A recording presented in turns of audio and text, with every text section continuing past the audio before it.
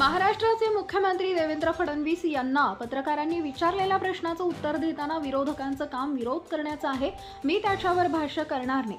तसेच बीडमध्ये झालेल्या संतोष हत्याकांड प्रकरणात कोणालाही सुटका होणार नाही, कारण संतोष दुश्मनची हत्या ही अत्यंत कठोर पद्धतीने झाली असून हा गुंडागर्दी बीडमध्ये चालणार नाही। तसेच आज कराड यांना अटक झाल्यानं त्यांना पुढील कारवाईचे देखील आदेश केल्याचं पत्रकारांसमोर मांडलं। गुंडांचं राज्य चालू देणार नाही। स्वर्गीय संतोष देशमुख प्रकरणात सीआयडीला स्वायत्तता दिलेली आहे। या प्रकरणातील एकही आरोपी सुटणार नाही। ज्याच्या विरोधात पुरावा असेल त्या प्रत्येकावर अतिशय कडक कारवाई होणार आहे।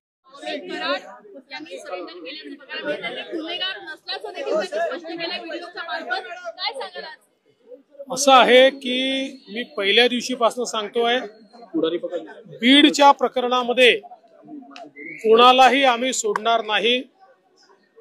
ज्याचा संबंध आढळेल, ज्या प्रकरणात आढळेल त्या प्रत्येकावर या ठिकाणी कारवाई करण्यात येईल, अतिशय कडक कारवाई करण्यात येईल। गुंडांचं राज्य आम्ही चालू देणार नाही। कोणालाही या ठिकाणी अशा प्रकारे हिंसा करता येणार नाही, खंडणी मागता येणार नाही।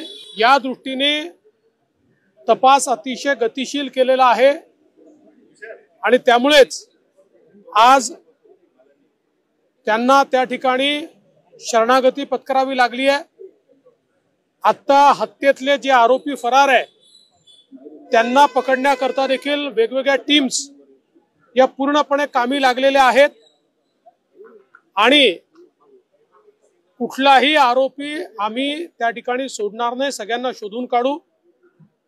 आज स्वर्गीय संतोष देशमुख यांच्या बंधूंची माझी फोनवर चर्चा झालेली आहे। त्यांनाही मी आश्वस्त केलेलं आहे की तुम्ही काळजी करू नका, काय वाटेल ते झालं तरी सगळे दोषी शोधून आणि जोपर्यंत ते फासावर लटकत नाही तोपर्यंतची सगळी कारवाई पोलीस करतील, हा विश्वास मी त्यांना दिलाय। कोणचा गुन्हा दाखल होईल, कसा होईल हे सगळं पोलीस सांगतील, हे पोलिसांचं काम आहे। जे पुरावे आहेत त्याच्या आधारावर कोणाला सोडणार नाही हे मी स्पष्टपणे सांगितलेलं आहे।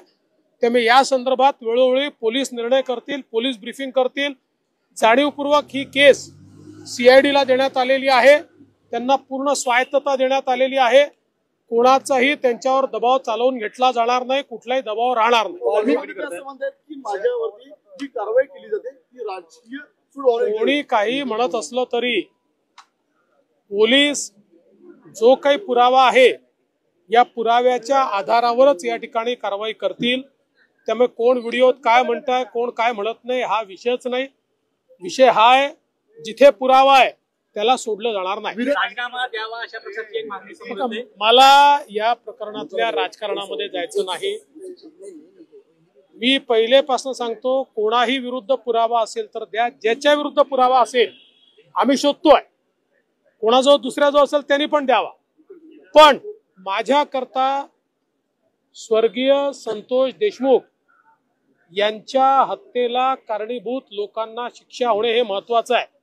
काही लोकांना केवळ राजकारण महत्वाचं आहे, त्यांचं राजकारण त्यांना लखलाभ, त्यांच्या राजकारणाने मला वाटत नाही की काही फार त्याच्यात काही फायदा होईल। त्यामुळे मला कुठल्याही राजकीय वक्तव्यामध्ये जायचं नाही, त्याचं समर्थनही करायचं नाही, त्याचा विरोधही करायचा नाही। हे राजकारण त्यांनी त्यांच्या ठिकाणी करत राहावं।